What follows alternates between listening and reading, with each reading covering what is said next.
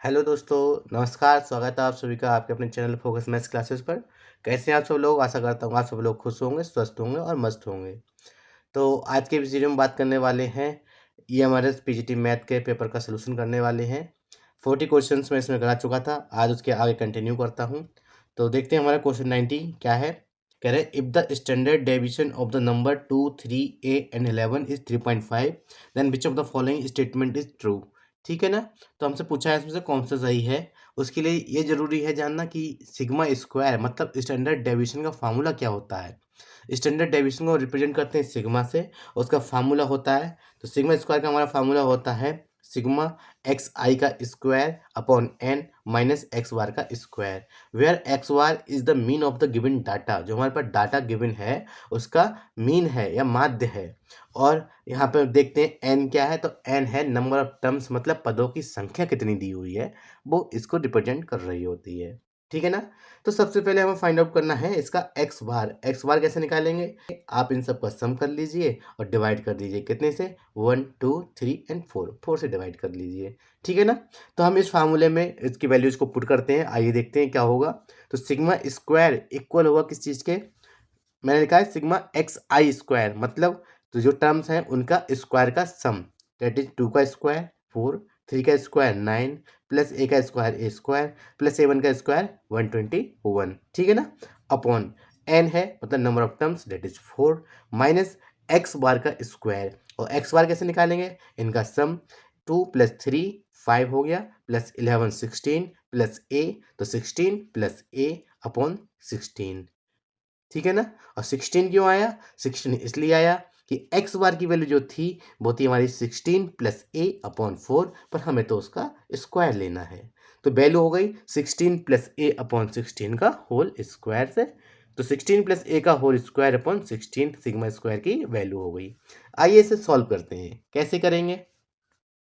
मैं देखता हूँ यहाँ से 4 का स्क्वायर डेट इज 16 का एलसीएम लेता हूँ और एलसीएम लेकर उसको बाहर ले लेता हूँ। तो ये हो गया मेरा 4 स्क्वायर। अंदर क्या बच्चा, 4a स्क्वायर प्लस 536 माइनस ए स्क्वायर माइनस 256 माइनस 32a। जब आप इस चीज़ को पूरे को सिंप्लीफाई करेंगे तो आपको यह रिलेशन मिल जाएगा। अब इन्होंने कहा है कि जो मीन डेविएशन जो है वो है 3.5, और 3.5 को मैं लिख सकता हूँ 7/2। ठीक है ना। मैंने यहाँ पे वही लिखा है कि 7/2 का स्क्वायर, क्योंकि ये गिवन था। तो 2 का स्क्वायर हो जाएगा 4, और एक 4 से एक 4 हो जाएगा कैंसिल आउट। बचा क्या हमारे पास, बचा हमारा 14 का square is equal to 3a square minus 32a minus 280। आप इसको सॉल्व करेंगे तो आपको क्या मिलेगा, आपको मिलेगा 3a square minus 32a plus 84 is equal to 0। That is option number 1 is the right answer. अब हम इसमें आगे बात करते हैं अपने अगले सवाल के बारे में। क्वेश्चन है क्वेश्चन नंबर 91 क्या है, कहते हैं the sum of the deviation of 50 observations from 30 is 50। ठीक है ना। तो डेविएशंस का सम जो है वो हमको दे रखा है 50, और जो ऑब्जर्वेशंस हैं वो कितने हैं हमारे 50 ऑब्जर्वेशंस हैं। कहाँ से स्टार्ट किए हमने, 30 से। ठीक है ना। कहने का मतलब जो नंबर्स हैं, नंबर्स स्टार्ट हुए हैं 30 से, पर उसमें उन्होंने 50 का डेविएशन ऐड कर रखा है। दैट इज जो हमारे नंबर्स हो जाएंगे वो क्या हो जाएंगे। ठीक है, उससे पहले कुछ और जानते हैं। लेट इसने कितने ऑब्जर्वेशंस लिए, 30 से लिए थे 50 ऑब्जर्वेशंस, और उनमें डेविएशंस ऐड किए हैं। तो let x1 x2 and x so on x50 जो है वो डेविएशंस हैं। सो द नंबर बिकम, जो नंबर्स हैं या जो ऑब्जर्वेशन है तो वो क्या हो जाएंगे हमारे, तो number becomes x1 plus 30 comma x2 plus 30, क्योंकि 30 में तो इन सबको ऐड किया गया है। तो x3 प्लस 30, और ये कब तक चलेगी ये कहानी, ये चलेगी and so on up to x50 plus 30। ठीक है ना। ये हो गए हमारे डेविएशन के बाद में डाटा। पहले डाटा क्या था हमारा, 30 से 50 ऑब्जर्वेशंस लिए थे अप टू 50 ऑब्जर्वेशंस। 30 से शुरू हुए थे और 30 के आगे हमें 50 ऑब्जर्वेशन और लेने थे। तो मैंने उसमें नंबर्स पहले ही काउंट कर लिए, जो डेविएशंस थे उनको अपने आप ही एज्यूम कर लिया x1 से लेके x50 तक। उसमें 30 सब में जोड़ देने हैं, तो मेरे आ जाएंगे नंबर्स। ठीक है ना। अभी मुझे नंबर्स तो मिल गए। नंबर्स मिलने के बाद मुझे फाइंड आउट क्या करना है, मुझे फाइंड आउट करना है इसका मीन। अब मीन कैसे निकालते हैं आपको पता ही होगा। तो मीन ऐसे निकलेगा, तो sum of the observations upon total number of observations, observations कितने हैं 50। ओके, नंबर्स हमारे ये हैं, तो क्या है x1 प्लस 30, ठीक है ना, प्लस x2 प्लस 30, ओके ना, plus up to x50 plus 30, ठीक है ना, ये हो गए। तो हम देखते हैं जो 30 है, 30 भी तो हमारा 50 टाइम्स तो आया होगा, तो मैं इसको ऐसे लिख सकता हूँ 30 into 50, okay, plus x1 plus x2 plus x3 up to x50 तक, ये भी आएगा, और अपॉन में आ जाएगा क्या 50। अब कमाल की चीज़ देखिए यहाँ पे आप, इसको दोनों के अपॉन में लिख देता हूँ तो मुझे मिलेगा 30 plus x1 plus x2 plus and so on up to x50 तक, टोटल के अपॉन में आ जाएगा 50। ओके है ना, ठीक। अब हमको एक चीज़ गिवन है, गिवन क्या है, गिवन ये है, इन्होंने कहा है कि the sum of the deviations of the observations from 30 is 50, ठीक है ना। तो जो ऑब्जर्वेशंस इसने लिए थे, जो डेविएशंस लिए हैं उनमें, उन डेविएशंस का सम जो है वो 50 है, डेविएशंस का सम 50 है, that is x1 plus x2 plus x3 up to x50, इनका सम 50 है। तो क्या मिलेगा हमें, तो हमें मीन इज इक्वल टू मिलेगा क्या 30 प्लस, और इसकी वैल्यू तो हो गई 50 upon 50, that is 31 is the right answer, that is option C, that is option 3 is the right answer.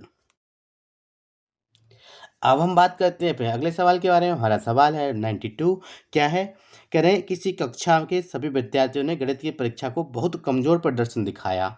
ओ ये तो मैथ में ही वीक हैं, हम तो मैथ का ही करा रहे हैं। अध्यापक ने प्रत्येक विद्यार्थी को 10 रियायती अंक प्रदान किए। एक्चुअली रियायती अंक का मतलब जो ग्रेस दिया जाता था, अगर कोई व्यक्ति या कोई बच्चा जो है फेल हो रहा होता है तो उसको हम ग्रेस दिया करते हैं, तो इन्होंने 10 मार्क्स का ग्रेस दिया टू द ईच स्टूडेंट, ठीक है। और क्या किया उन्होंने कि उसको पास करने के लिए 10 अंक का ग्रेस प्रदान कर दिया। तो कह रहे हैं निम्नलिखित में से कौन सी सांख्यिकी माप, ठीक है ना, रियायती अंक देने के पश्चात भी नहीं बदलेगा, कौन सी, कौन सा सांख्यिकी माप रियायती अंक देने के बाद भी नहीं बदलेगा, ठीक है ना। तो ठीक है, आगे बात करते हैं इसमें।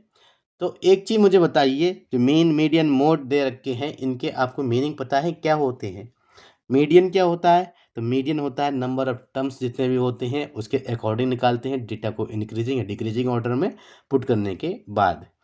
अब डेटा ही इंक्रीज हो जाएगा तो जाहिर सी बात है जो मीडियन पहले आया था उससे, अब मान लीजिए आपके पास अगर 2 4 6 3 नंबर दे रखे हैं, ठीक है, इंक्रीजिंग ऑर्डर में है, कितने हैं 3 दे रखे हैं, इनका मीडियन आप निकालेंगे तो सबसे पहले माध्य निकालेंगे तो माध्य आपका आ जाएगा कितना 4, ठीक। अब इसमें अगर 10-10 मैं और जोड़ दूँ तो मेरा माध्य कितना हो जाएगा, अरे 10-10 आप जोड़ोगे तो कितना हो जाएगा, ये 12 हो जाएगा, 14 हो जाएगा और ये 16 हो जाएगा, ठीक है। 12 14 और 16 का जब मीन हो जाएगा वो 14 हो जाएगा। पहले 4 था अब 14 हो गया, एक्चुअली बढ़ तो गया ना, सेम तो नहीं रहा, तो मेरा माध्य तो इसका आंसर होगा नहीं, ठीक है ना, ये तो होगा नहीं, तो कौन सा होगा। मैं आपको सीधे एक चीज़ बताता हूँ रेंज के बारे में, कि रेंज क्या होती है। रेंज होती है जो हाईएस्ट डाटा होता है, ठीक है ना, हाईएस्ट माइनस लोएस्ट, ठीक है, हाईएस्ट माइनस लोएस्ट को रेंज कहते हैं। अब मान लीजिए मेरे पास डाटा यही था 246, लोएस्ट कितना था 2, हाईएस्ट कितना था 6, ठीक है, तो 6 माइनस 2 डेट इज रेंज निकल के आ गई 4। ओके है ना इतना। अब ये कह रहे हैं कि नहीं भाई ये तो फेल हो गए थे, हमने इनको 10-10 मार्क्स जो है सबको दिए हैं, फिर से ऐड कर लेते हैं 10-10 मार्क्स। अब मैं इसमें 10 मार्क्स ऐड करता हूँ तो क्या पाता हूँ, अब रेंज जो निकालूंगा न्यू रेंज R2 अगर मैं निकालूँ तो क्या आएगी 6 प्लस 10 माइनस 2 प्लस 10, क्योंकि इन्होंने 10-10 नंबर दोनों को दे दिए।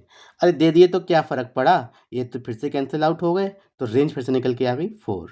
तो रेंज एक ऐसा निकला जो ना तो पहले चेंज हो रहा था और ना चेंज अब हो रहा है। रेंज पूरे प्रोसेस में चाहे वो ग्रेस मार्क्स देने के बाद है या ग्रेस मार्क्स से पहले की बात करें तो भी जो उनका रेंज है रेंज सेम रहा, और रेंज सेम रहा तो आपको ये पता होना चाहिए रेंज जो रिलेटेड होता है वो हो जाता है हमारे वेरिएंस से related.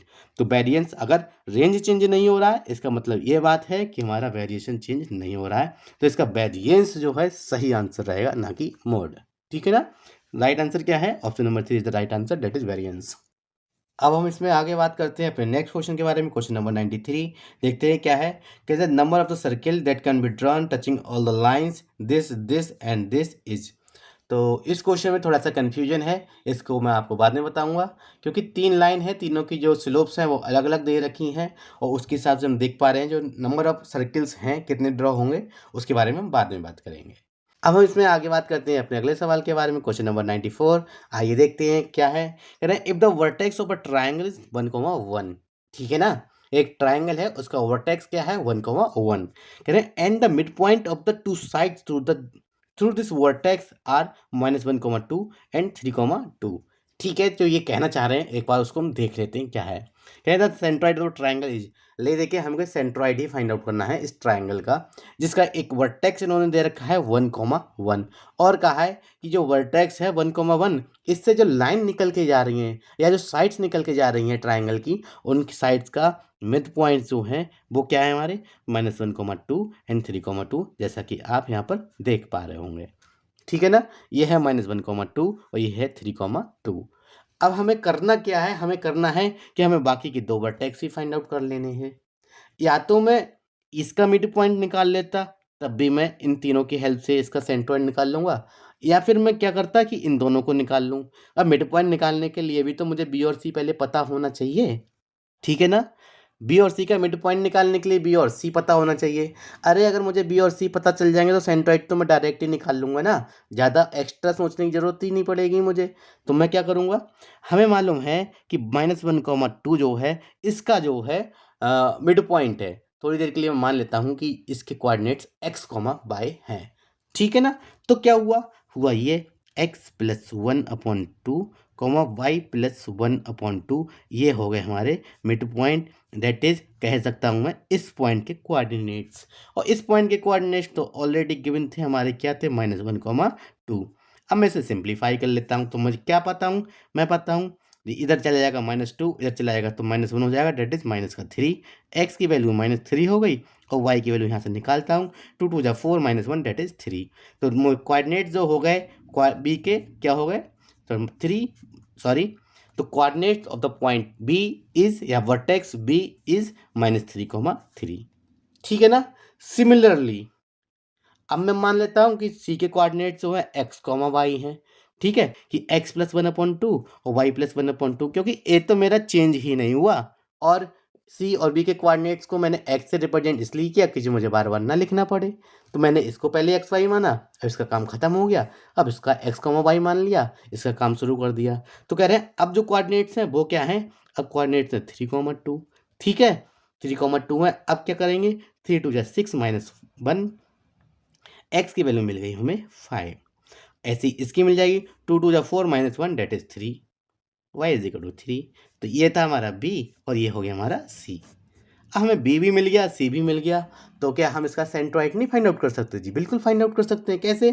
x1 + x2 + x3/3, y1 + y2 + y3/3। ठीक है ना, तो क्या हुआ 1 - 3 + 5, 1 - 3 + 5/3, तो कितना हो गया 5 + 1 हो गया 6 - 3/3 दैट इज 1, और comma 7/3, that is option number 3 is the right answer.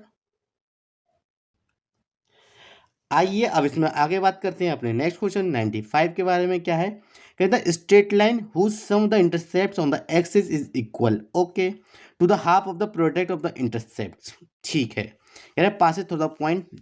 तो हमें एक ऐसा पॉइंट फाइंड करना है, कंडीशन ये दे रखी है, कंडीशन को बाद में देखते हैं। सबसे पहले ये देखते हैं कि अंतःखंड काटने वाली रेखा का समीकरण क्या होता है। Equation of line intersecting on the axis is x/a + y/b is equal to 1, where a and b are the intercepts made by the line on the x-axis and the y-axis।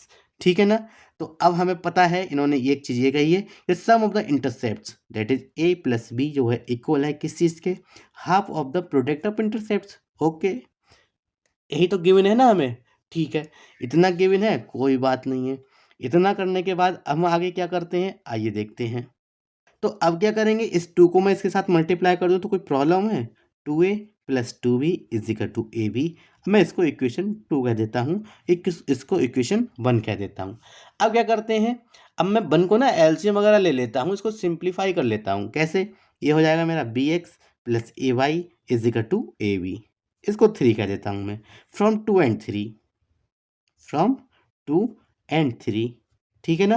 क्या होगा? bx प्लस ay इक्वल होगा 2a plus 2b। Now comparing the coefficient of A and B. इतना सब कुछ मैं लिखूंगा नहीं, सिर्फ बोल दे रहा हूँ, आप समझ लीजिएगा। हमें ए और बी के कोफिशिएंट्स को कंपेयर करना है। यहाँ पर ए का कोफिशिएंट क्या है? यहाँ पर ए का कोफिशिएंट है वाई, तो यहाँ पर क्या है 2। ओके, यहाँ पर बी का कोफिशिएंट देखते हैं क्या है? बी का कोफिशिएंट है एक्स, ठीक है। X is equal to 2। तो हमारा जो पॉइंट है, पॉइंट क्या होगा? पॉइंट होगा हमारा 2,2। That is option number 1 is the right answer,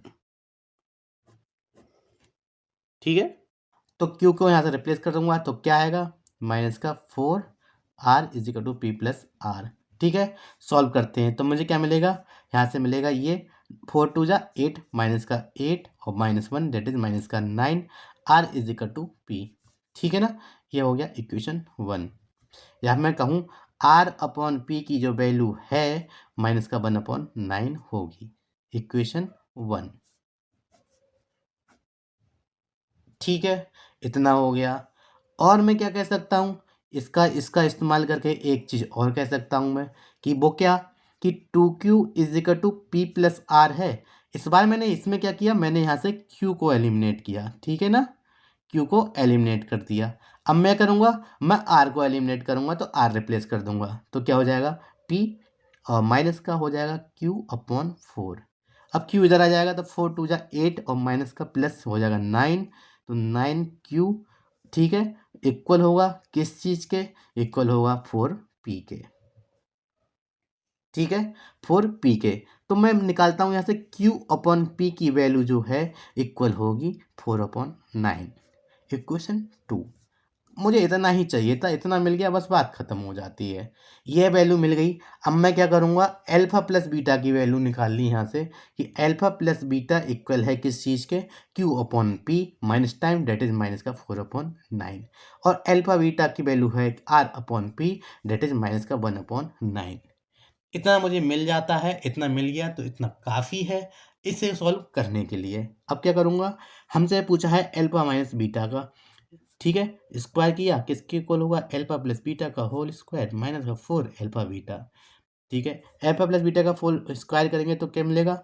alpha plus beta का होल स्क्वायर करेंगे तो क्या मिलेगा? हमको मिलेगा 4 4 जा 16 अपॉन 9 का 81, माइनस का 4 टाइम्स हो जाएगा कितना? तो माइनस का 4/9, 4/9, और एक माइनस पहले से आ रहा था डेट इज प्लस। सॉल्व किया इसको, क्या पाएंगे? 16 प्लस और 9 और 4 से कितना होता है? तो 9 4 जो होता है 36/81। सॉल्व किया, क्या आया? 6 6 2 और 3 और प्लस 1 4 और 4 और एक 1 5 डेट इज 5/81। वैल्यू हो गई अल्फा माइनस बीटा के स्क्वायर की। अल्फा माइनस बीटा जो है इक्वल हो जाएगा किस चीज़ के? ये हो जाएगा हमारा कितना? Square root of 52/81 that is 2√13/9, that is option number 3 is the right answer. अब इससे आगे बात करते हैं अपने अगले सवाल के बारे में। 114 क्या है? कह रहे हैं धनात्मक पदों की एक गुणोत्तर श्रेणी में प्रत्येक पद अगले दो पद के योग के बराबर है, तो श्रेणी का सार्वनुपात ज्ञात कीजिए, ठीक है ना। मैं एक जीपी कंसीडर करता हूँ। कंसीडर क्या करूँगा? हमारी कंसीडर करते हैं ए आर स्क्वायर, ऐसे एन सो वन, एक कोई जीपी है। तो इन्होंने कहा है कि जीपी का प्रत्येक पद अगले दो पदों के योग के बराबर है, ये इन्होंने कहा है। तो हमसे पूछा है कि आर की वैल्यू फाइंड आउट कीजिए, ठीक है। ए कैंसिल आउट हो जाएगी, क्या बचेगा? आर प्लस आर स्क्वायर या r square plus r minus 1 is equal to 0। Now using सीधा formula, r is equal to -1 plus minus under root b square that is 1 minus minus plus हो जाएगा plus 4/2 a that is 2। R is equal to हो जाएगा क्या? Plus minus under root 5 minus का 1/2। आप देख लीजिए कौन सा है इसमें। आर की वैल्यू है अंडर रूट 5 माइनस 1/2, या -1, या कह सकते हैं माइनस का square root of 5 minus 1/2। That is option number 1 is the right answer. अब इसमें आगे बात करते हैं अपने अगले सवाल के बारे में। क्वेश्चन नंबर 116, आइए देखते हैं क्या है। करें if three consecutive coefficients in the binomial expansion of x plus 1 की power n in the power of x are in the ratio of 2:15:70, then the average of the these three coefficient is. ठीक है ना। अगर आप इसमें दिमाग लगाएंगे तो आप इसमें पक्का फंस जाएंगे कि आप माने कि R plus oneth R plus twoth term जो है कॉन्जिक्यूटिव 3 टर्म्स हैं और उनका रेशियो ये दे रखा है। उससे अच्छा मैं कुछ और बताता हूँ आपको, जो गिवन है क्यों ना उसका इस्तेमाल किया जाए। गिवन क्या है हमें, एक्सपेंशन एक 1 प्लस एक्स की पावर n का। हम इसको ओपन करते हैं तो क्या पाते हैं, 1 plus N X plus N minus 1 X square upon factorial 2 plus N minus 1 N minus 2 C है N minus 2 X cube upon factorial 3 plus and so on. ये तो आपको पता ही होगा 1 प्लस एक्स की पावर एन को ओपन कैसे करते हैं, मैंने बस वही लिखा है। इन्होंने कहा कि 1 प्लस एक्स की पावर एन के प्रसार के कोई 3 पद के गुणांक जो हैं इन्होंने उनके रेशियो दे रखे हैं। पहला पद मेरा क्या हो जाएगा, मैं देखता हूँ कि एन, दूसरा एन माइनस 1 अपॉन फैक्टोरियल 2, तीसरा N minus 1 N minus 2 upon factorial 3। तो गिवन क्या है, गिवन है हमें N upon N minus 1 upon factorial 2 is equal to है 2 अपॉन 15। आइए इसको सॉल्व करते हैं, क्या मिलेगा हमको मिलेगा एन से N cancel out, 2 upon N minus 1 is equal to 2 upon 15 implies that N की वैल्यू हो गई 16। ओके, तो हमें एन मिल गया, एन की वैल्यू क्या होगी, एन मिल गया 16। ठीक है ना। ऐसे ही हम क्या कहते हैं, इन्होंने दूसरी बात कही है उसका भी देखते हैं कि इसका और इसका जो रेशियो है 15/70 है। ओके, मतलब हुआ N minus 1 upon 2 upon N minus 1 N minus 2 upon 6 की वैल्यू है कितनी, 15/70। ठीक है ना। इससे ये कैंसिल हो गया, 2 से 3 आ जाएगा, तो मिला क्या हमें 3 upon N minus 2 is equal to 15/70। 3 5 जा 15 और 5 सब 14 जा 70, N minus 2 is equal to 14, या कह सकता हूँ N is equal to 16। N confirm हो गया। ठीक है ना। तो हमसे पूछा क्या है इन्होंने, हमसे इन्होंने पूछा है कि आप एक काम कीजिए कि इन तीनों गुणांकों का औसत निकालो। ठीक है, एवरेज निकालना है कितने, 3 अपॉन 3 कर दिया मैंने, किस किस का, तीनों के कोफिशिएंट्स का, n plus N minus 1 upon 2 plus N minus 1 N minus 2 upon N minus 2 upon 6। इसका हमें एवरेज निकालना है। 1/3 16 plus 16 into 15 upon 2 plus 16 into 15 into 14 upon 6। आप इसको सॉल्व कीजिए, 232 आपको आंसर मिलेगा। Option number 2 is the right answer. अब हम इसमें आगे बात करते हैं अपने अगले सवाल के बारे में। क्वेश्चन नंबर 118 क्या है, कह रहे हैं if let x is equal to this and a is equal to this and b is equal to this, 3 set दे रखे हैं, and find denote the void set या फिर इसको नल सेट भी कहते हैं। If s into t denote the Cartesian product of a set s and t, then x into a intersection x into b हमें फाइंड आउट करना है। ठीक है ना। साफ साफ कहा है इन्होंने कार्टेशियन प्रोडक्ट है ये, इंटू का मतलब कार्टेशियन प्रोडक्ट। कार्टेशियन प्रोडक्ट किस किस की निकालनी है, x इंटू ए, एक्स की और ए की कार्टेशियन प्रोडक्ट निकालेंगे तो हमें क्या मिलेगा, तो एक्स के एलिमेंट के साथ गुणा में आप ए के एलिमेंट और लिख दीजिए। तो एक्स इंटू ए जो है उसमें जो एलिमेंट होंगे कुछ इस टाइप के होंगे, 1 इंटू 1 डेट इज 1 को 1 करके लिख लेता हूँ इसको, 2 into 1 3 into 1 4 into 1 5 into 1। Similarly 1 into 2 2 into 2 3 into 2 4 into 2 5 into 2, इस टाइप के एलिमेंट होंगे किस चीज़ में, x इंटू ए में। सिमिलरली मैं फाइंड आउट करूंगा x इंटू बी के लिए। ठीक है, तो x इंटू बी के लिए जब मैं फाइंड आउट करूंगा तो मैं क्या पाऊंगा, आप देखेंगे ना, तो मैं x इंटू ए करूंगा तो मैं क्या पाऊंगा, आप देखिए, तो 1 इंटू 3। ठीक है ना, मतलब x के साथ में पहले नंबर पे तो x वाले आएंगे और बाद में आएंगे 3 4 और 5, तो मुझे ये मिल जाएंगे। तो आप मुझे एक बात बताइए, हम कह रहे हैं कि x into A intersection x into B find out करना है। x into A intersection x into B find out करना है। x इंटू ए इतना रहा, x इंटू बी ये आ जाएगा, मतलब एंड में 3 4 5 आएंगे इनके साथ में। तो क्या इसमें ऐसा कोई है जिसके एंड में 3 या 4 या 5 आ रहा हो? जी नहीं। तो मैं डायरेक्ट कह सकता हूँ ये किसको रिप्रेजेंट कर रहा है? ये रिप्रेजेंट कर रहा है x इंटू बी को। तो मैं यहाँ से डायरेक्ट कह सकता हूँ x इंटू ए का इंटरसेक्शन x इंटू बी के साथ लेने पर हमें क्या मिलेगा? एक नल सेट मिलेगा, या कह सकता हूँ उसके अंदर नंबर ऑफ एलिमेंट्स हैं वो होंगे किसके? 0। That is 3। Option number 3 is the right answer.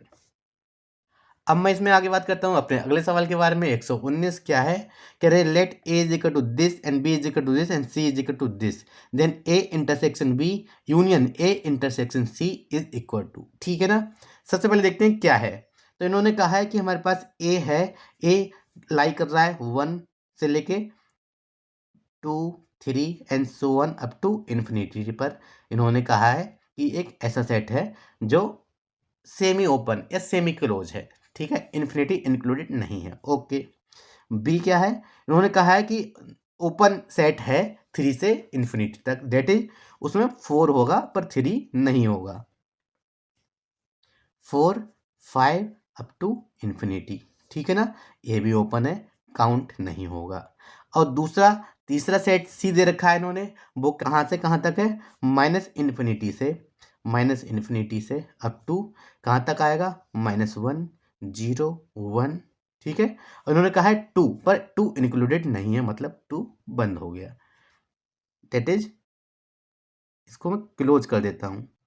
2 included नहीं है, बट 1 तो इंक्लूडेड रहेगा ना? जी बिल्कुल रहेगा। अब मुझे क्या निकालना है? मुझे निकालना है ए इंटरसेक्शन बी। जैसे कि यहाँ पे है, ए और बी में कॉमन क्या है ये देखते हैं। ए इंटरसेक्शन बी में हम देखते हैं कॉमन होगा हमारा 4 से लेकर इन्फिनिटी तक। 4 से लेकर कहाँ तक होगा? इन्फिनिटी तक। ठीक है ना। 4 इंक्लूडेड इन्फिनिटी ये। तो ऐसे लिख सकता हूँ मैं इसको। तो मैं इसको ऐसे लिख सकता हूँ 4 और इसको इन्फिनिटी, इस तरह से ये ओपन रहेगा। ठीक है ना। सेमी क्लोज कह दीजिए या सेमी ओपन कह दीजिए, एक ही बात है। अब बात करते हैं ए इंटरसेक्शन सी के बारे में। ए और सी में इंटरसेक्शन क्या है? हम देखते हैं ए में और सी में इंटरसेक्शन है सिर्फ और सिर्फ 1। ठीक है ना। सिर्फ और सिर्फ 1 ही तो कॉमन है। आप देख रहे होंगे ए 1 से स्टार्ट होकर इन्फिनिटी तक जा रहा है, पर इन्फिनिटी उसमें इंक्लूडेड नहीं है क्योंकि ये ओपन है, सेमी ओपन है। और सी में कहाँ से कहाँ तक जा रहा है? सी में जा रहा है माइनस इन्फिनिटी, नॉट इंक्लूडेड। यहाँ से देख सकते हैं ओपन है कंप्लीटली, और जा रहा है 2 तक, पर 2 इंक्लूडेड नहीं है, मतलब उसमें 1 इंक्लूडेड है। तो मैंने इसको 1 को क्लोज कर दिया। तो इन दोनों में हम देखते हैं हमें कॉमन क्या मिलेगा? सिर्फ और सिर्फ ए और सी में इसमें 1 कॉमन मिलेगा। तो 1 को मैं ऐसा लिख सकता हूँ 0,2। क्यों? देखो ओपन है ना ये, मतलब 0 भी काउंट नहीं है, 2 भी काउंट नहीं है, उनके बीच की चीज़ काउंट है। और 0 और 2 के बीच में क्या होता है? 1। हमें 1 ही तो चाहिए था और 1 कॉमन आ रहा था। ठीक है ना। लो इसको इस तरह से लिख देता हूँ मैं, मुझे 1 चाहिए। तो ए इंटरसेक्शन सी है 1 को लिख सकता हूँ मैं इस तरह से। हमसे इन्होंने पूछा क्या है? हमसे पूछा है ए इंटरसेक्शन बी का यूनियन फाइंड आउट कीजिए। किसके साथ में? ए इंटरसेक्शन सी के साथ में। डेट इज क्या हो गया? 0,2 यूनियन 4। अब एक चीज इंपॉर्टेंट है, मैंने लिखा है 4 इन्फिनिटी। ठीक है ना। ये सेमी ओपन है, 4 इन्फिनिटी। इसी को लिखने का एक तरीका और भी है, वो क्या है? मैं इसको इस तरह से भी लिख सकता हूँ, ओपन इंटरवल 3 इन्फिनिटी। क्यों? क्योंकि 3 भी मेरा इंक्लूडेड नहीं है, इन्फिनिटी भी इंक्लूडेड नहीं है। इंक्लूडेड कहाँ है? 4 से लेके इन्फिनिटी के एक पहले तक, जो कि इसको भी रिप्रेजेंट कर रहा है। 4 से लेकर, यहाँ पे मैं कहूँगा 4 से लेकर, यहाँ से कहूँगा 3 के बाद, बात एक ही है। 4 से लेकर कहूँ या 3 के बाद से कहूँ, मतलब स्टार्टिंग तो 4 से ही होनी है ना। ठीक है। तो इसको लिख सकता हूँ मैं 3,0, दैट इज ऑप्शन नंबर 3, इसको लिख सकता हूँ मैं 3, infinity. That is option number 2 is the right answer. अब हम इसमें आगे बात करते हैं अपने अगले क्वेश्चन के बारे में। हमारा अगला क्वेश्चन क्या है, आइए देखते हैं। कह रहा a student is to answer 10 question out of 13 questions थे, 10 के उसको इसमें आंसर देने हैं। ठीक है। ठीक, इतना समझा? कितने? 13 क्वेश्चन थे और 10 के उसको आंसर देने हैं। किस तरह से देने हैं? तो एक क्वेश्चन पेपर था जिसमें 13 क्वेश्चन आए थे, तो उन्होंने कहा है question in an examination such that he must choose at least 4 from the first 5। तो उन्होंने 2 सेक्शन में क्वेश्चन पेपर को डिवाइड कर दिया कि पहले में 5 आएंगे और दूसरे में 8 क्वेश्चन आएंगे। मैंने भी डिवाइड किया, 13 क्वेश्चन थे, ठीक है। एक पेपर में उन्होंने क्या कहा कि इनको 2 पार्ट में डिवाइड किया है, पहले पार्ट में 5 क्वेश्चन और दूसरे पार्ट में उन्होंने कहा कि 8 क्वेश्चन होंगे। जाहिर सी बात है, पहले में 5 हैं तो दूसरे में 8 होंगे ही होंगे, बट हमें 13 में से सिर्फ 10 ही अटेम्प्ट करने हैं, ठीक है, इतना। अब इन्होंने एक कंडीशन और दे दी, वो क्या कह दी? कहे such that he must choose at least 4 from first 5 questions. मतलब इसमें से, इन 5 में से उसको कम से कम 4 करना जरूरी है, 4 से कम नहीं कर सकता तो फेल माना जाएगा, ठीक है ना। तो 4 करना जरूरी है, कम से कम की बात कही है, तो कम से कम 4 या ज़्यादा से ज़्यादा 5 के 5 अटेम्प्ट कर सकता है। ये वर्ड को आप समझें, ये कम से कम वर्ड जो है ये बहुत खतरनाक वर्ड है, इसका इस्तेमाल करना आपको सीखना होगा। कम से कम कह रहा है ना, कम से कम 4 मतलब 4 या ज़्यादा से ज़्यादा 5 के 5 जितने हैं सब के सब वो यूज कर सकता है। तो वो 4 भी कर सकता है पहले पार्ट से और 5 भी कर सकता है, और टोटल करने हैं उसको 10। तो पहले पार्ट से अगर 4 करेगा तो दूसरे पार्ट से कितना करेगा? 6। कितना हो जाएगा? 10। सिमिलरली अगर पहले से 5 करता है तो उसे दूसरे से भी 5 करने होंगे, क्योंकि उसको टोटल 10 ही तो अटेम्प्ट करने हैं, ठीक है ना। अब इतना आप समझ लीजिए। अब इसको सॉल्व कैसे करेंगे? 5 में से हमको कितने? 4 उसने लेने हैं, तो मैं लिखूंगा 5 में से उसने अटेम्प्ट किए 4, ठीक है, और बचे हुए 8 थे, उसमें से अटेम्प्ट किया उसने कितने? 6 प्लस, या वो पहले से 4 करे दूसरे से 6 करे, मैंने ये लिख दिया 5C4 इंटू 8C6, या पहले से 5 कर ले दूसरे से भी 5 कर ले, ठीक है ना। तो 5C5 इंटू 8C5, यही हमसे इन्होंने पूछा है कि कितने तरीके से वो कर सकता है। सॉल्व करते हैं। 5C4 की वैल्यू जो होती है वो होती है हमारी 5 इंटू 8C6 की वैल्यू हो जाएगी 8 इंटू 7 अपॉन फैक्टोरियल 2 या सिंपल 2, प्लस 5C5 की वैल्यू होती है 1 इंटू 8C5 हो जाएगा 8 इंटू 7 इंटू 6 अपॉन इनका डिफरेंस 3 या 3 इंटू 2 इंटू 1, ठीक है ना, फैक्टोरियल 3। अब 3 2 जा 6, ये कैंसिल आउट हो गया, 2 4 जा 8, ये भी कैंसिल आउट हो गया, ठीक है। अब सॉल्व करते हैं, कितना आएगा? 5 4 जा 20 और 27 जा हो जाएगा 140, प्लस अब इसका देखते हैं क्या है। तो 8 7 जा होता है हमारा 56, इनको आप ऐड कर लीजिए, आप पाएंगे 196, that is option number 1 is the right answer. अब हम इसमें आगे बात करते हैं अपने अगले सवाल 121 के बारे में। कह रहे हैं let A and B two set define Y A is equal to X Y such that Y square is equal to 3 और B is equal to X Y X square is equal to 2 X और Y belongs to real, ठीक है ना। अब एक चीज़ आप देखिए, square 2 के इक्वल है, इसका मतलब ये हो गया कि जो वैल्यूज़ हैं वो प्लस माइनस क्या होंगी? Plus minus of under root 2 होंगी या plus minus of under root 3 होंगी। ए में कैसी वैल्यू होगी? Plus minus under root 3 Y की वैल्यूज़ होंगी, और एक्स की वैल्यू क्या होंगी? प्लस माइनस अंडर रूट 2, ठीक। अब आप मुझे एक चीज़ बताइए, इसमें plus minus under root 3 type की एलिमेंट्स होंगे, इसमें plus minus under root 2 type के एलिमेंट्स होंगे, तो क्या इन दोनों में कोई चीज़ कॉमन होगी? जी बिल्कुल नहीं होगी। ऑब्वियस सी बात है कि कुछ भी कॉमन नहीं होगा। तो किस टाइप के एलिमेंट्स, अगर मैं मान लेता हूँ इसमें 1 2 3 आर कोई भी एलिमेंट है, एक्स कोई भी बिलोंग कर रहा है आर के लिए, और वाई की वैल्यू क्या हो सकती है? प्लस माइनस अंडर रूट 3, इतना ही हो सकता है, ठीक है। अब इतना हो सकता है तो मैं क्या पाऊंगा? ए में जो एलिमेंट होंगे कुछ इस टाइप के होंगे, आर कॉमा अंडर रूट 3, और दूसरा होगा आर कॉमा माइनस का अंडर रूट 3 टाइप का। आर कुछ भी हो, एक्स वाई जेड, आप मन मर्जी 1 2 3 4 5 जो मर्जी वो पुट कर लीजिए, बस एंड में इसके साथ में under root 3 comma minus under root 3 ही आएगा। सिंपल बी की बात करता हूँ, तो बी में मैं क्या पाऊंगा? इन्होंने कहा है कि X square is equal to 2, ठीक है ना, तो मतलब अंडर रूट 2 कॉमा आर, और अंडर रूट 2 माइनस का वो भी कॉमा आर, इस टाइप के इसमें एलिमेंट होंगे। तो ए में इस टाइप के एलिमेंट और बी में इस टाइप के एलिमेंट, तो क्या ए इंटरसेक्शन बी में कुछ भी कॉमन होगा जी? बिल्कुल नहीं, कॉमन नहीं होगा। तो कुछ भी कॉमन नहीं होगा, इसका मतलब ये है नंबर ऑफ एलिमेंट्स होंगे ए इंटरसेक्शन बी में कितने होंगे? 0। That is option number 4 is the right answer. ठीक है ना? आइए अब इसमें आगे बात करते हैं अगले क्वेश्चन के बारे में। क्वेश्चन नंबर 122 क्या है? Can the value of A for which the one root of the quadratic equation this is twice as large as the other is. मतलब क्या हुआ कि अगर मैं कह दूं इसका एक रूट अल्फा है तो दूसरा क्या है? 2 अल्फा, ऐसा इन्होंने कह रखा है। ठीक है ना? अब ऐसा इन्होंने कह रखा है, अब हम क्या फाइंड आउट करेंगे? सबसे पहले सम ऑफ द रूट्स। ठीक है, तो कितना हो जाएगा? 3 अल्फा इज इक्वल टू किसके इक्वल होगा? -3a - 1 upon A square -5a + 3। ठीक है, और अगर मैं इनकी प्रोडक्ट फ्रूट फाइंड आउट करूं तो क्या आएगा? 2 alpha square is equal to 2 upon A square minus का 5a + 3। ठीक है, इस 2 से a2 कैंसिल आउट हो जाएगा, बचा क्या? Alpha square. अल्फा को मैं यहाँ से रिप्लेस करूंगा, अल्फा का स्क्वायर मतलब हो गया 3a - 1 का होल स्क्वायर अपॉन 9 टाइम्स ए स्क्वायर -5a + 3 का स्क्वायर। मैंने अल्फा यहाँ से निकाला तो बट अपॉन में, मैंने यहाँ से अल्फा निकाला तो अपॉन में 3 आ जाएगा, तो मैंने यहाँ पे इसका स्क्वायर कर दिया। किसके इक्वल है? 2 टाइम्स 2 से 2 एक्चुअली कैंसिल हो चुका है, बचा क्या? 1 अपॉन ए स्क्वायर -5a + 3। ठीक है ना? अब इससे भी इसकी एक पावर कैंसिल आउट हो जाएगी, बचा क्या?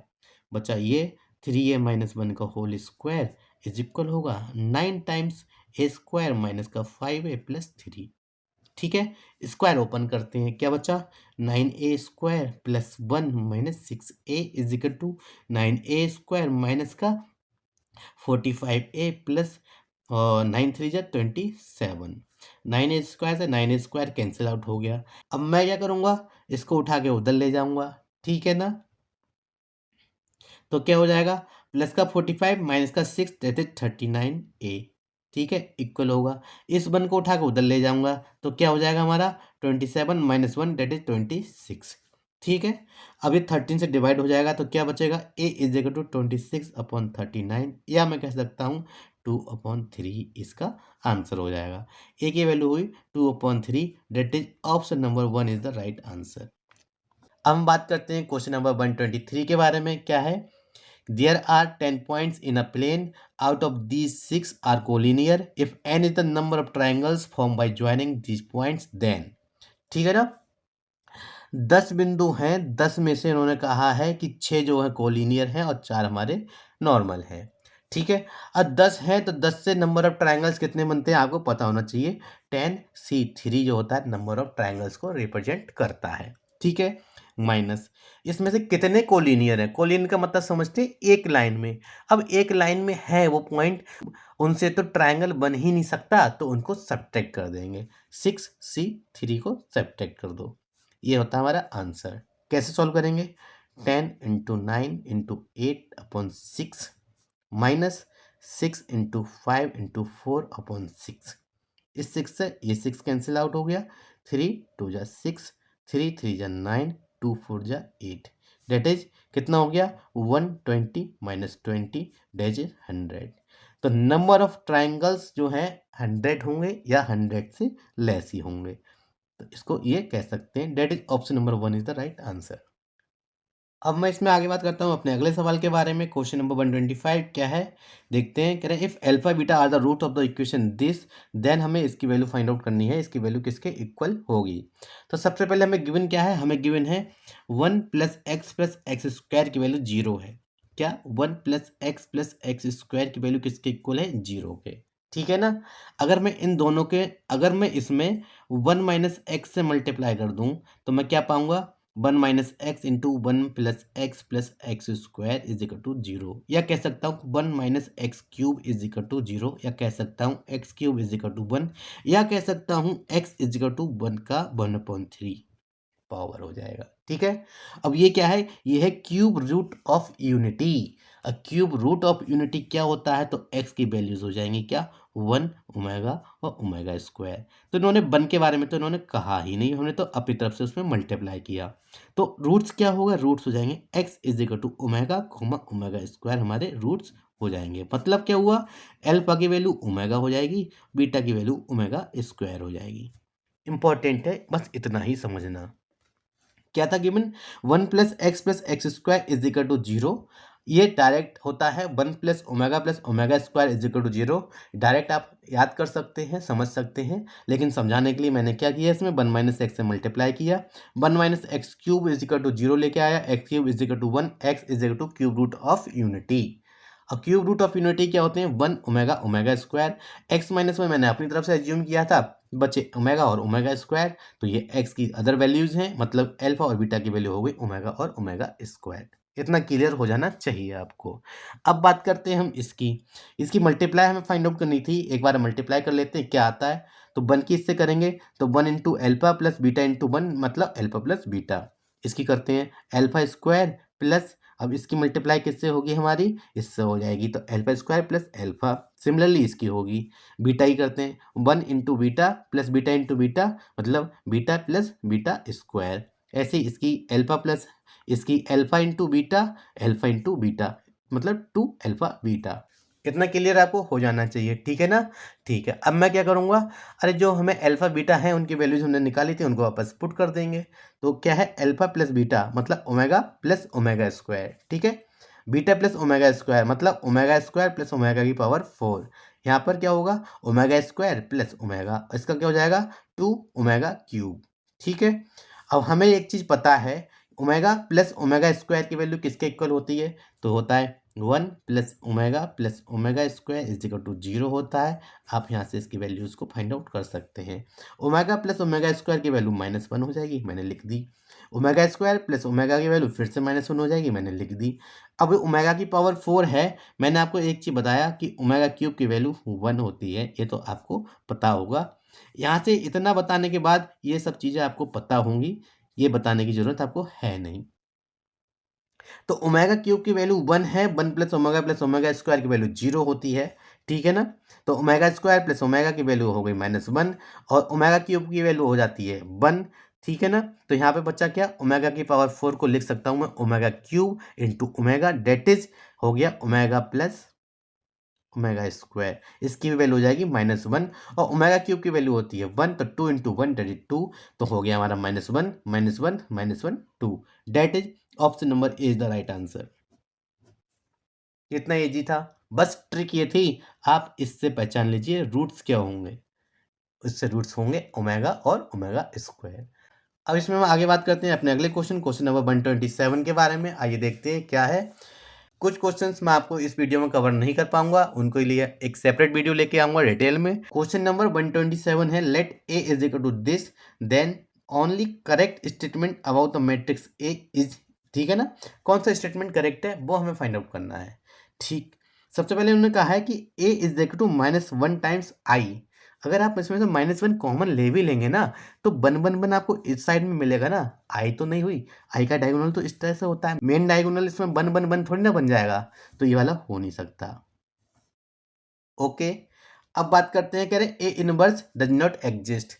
अरे कैसे A inverse does not exist होता है, क्यों, मैं इसको इससे कैंसिल आउट कर दूंगा, ठीक है ना, और इसको इससे कैंसिल आउट करूंगा, तब भी तो मुझे 1 मिल जाएगा। इसका मॉडुलस फाइंड आउट करूंगा। आप इसका मॉडुलस फाइंड आउट कीजिए, कैसे करेंगे। जब हम इसका मॉड ऑफ ए निकालेंगे ना, तो मॉड ऑफ क्या आएगा, 0 प्लस 0 -1 टाइम्स, ठीक है। इसकी मल्टीप्लाई 0 माइनस इसकी मल्टीप्लाई हो गई 1, ठीक है। तो मतलब हमें मिल गया 1। मॉड ऑफ ए अगर 1 आ रहा है, इसका मतलब ये है इनवर्स तो उसका एग्जिस्ट करता है, तो ये क्वेश्चन भी गलत हो गया, ठीक। कह रहे ए एक शून्य आप भी हुए, अरे शून्य कहाँ से है, उसमें एलिमेंट तो है ना, तो शून्य हो नहीं सकता। आंसर क्या होगा, ए स्क्वायर इज इक्वल टू 1। आप देख सकते हैं मल्टीप्लाई करके, आप इसको मल्टीप्लाई करेंगे तो आपको मिलेगा 1 0 0 0 1 0 0 0 1। तो हम कह सकते हैं A square is equal to I is the right answer, that is option number 3 is the right. तो कहें the system of the equation this has no solution, इसका मतलब ये है कि जो डिटरमिनेंट होगा उसकी वैल्यू किसके इक्वल होगी, 0 के। डिटरमिनेंट कौन सा होगा, इनके कोफिशिएंट्स का, मतलब अल्फा 1 1 1 अल्फा 1 1 1 अल्फा, इसकी वैल्यू 0 होगी। इसकी वैल्यू 0 होगी तब हम कहेंगे system of equation has no solution. ठीक है, सॉल्व करते हैं इसे। क्या आएगा इसका, alpha times alpha square minus 1, ठीक है, minus 1 times alpha minus 1 alpha minus 1 plus 1 times क्या आएगा हमारा 1 minus alpha is equal to 0। Solve करते हैं, alpha cube minus alpha plus 1 minus alpha is equal to 0। ठीक, तो हम इसको आगे सॉल्व करते हैं तो हमें क्या मिलेगा, हमें मिलेगा alpha cube minus 3 alpha plus 2 is equal to 0। हम देखते हैं अल्फा इज इक्वल टू 1 पर ये सेटिस्फाई होता है, डेट इज अल्फा बराबर 1 जो है इसका एक रूट होगा। ठीक है ना, तो अल्फा की वैल्यू उन्होंने पूछी थी क्या होगी, तो अल्फा की वैल्यू 1 होगी, that is option number 4 is the right answer. अब हम इसमें आगे बात करते हैं अपने अगले सवाल के बारे में। क्या है, क्वेश्चन नंबर 130 देखते हैं। कह रहे हैं F K X is equal to 1/k sine की power K X plus cos की power K X for K is equal to 1 2 3 and so on. Then for all value of X the value of F 4x minus F 6x is. तो हमें इसकी value इन्होंने पूछी है, इसकी value किसके equal होगी, पूछा क्या है एक्चुअली, तो इसकी वैल्यू क्या है 1/4, ठीक है ना, साइन की पावर 4x प्लस कॉस की power 4x minus 1/6 times sign की पावर 6x प्लस कॉस की पावर 6x, इसकी वैल्यू हमसे पूछी है। ठीक है ना, तो एक डायरेक्ट स्टैंडर्ड रिजल्ट है, वो क्या होता है, इसकी वैल्यू और इनकी वैल्यूज के बीच में एक रिलेशन होता है।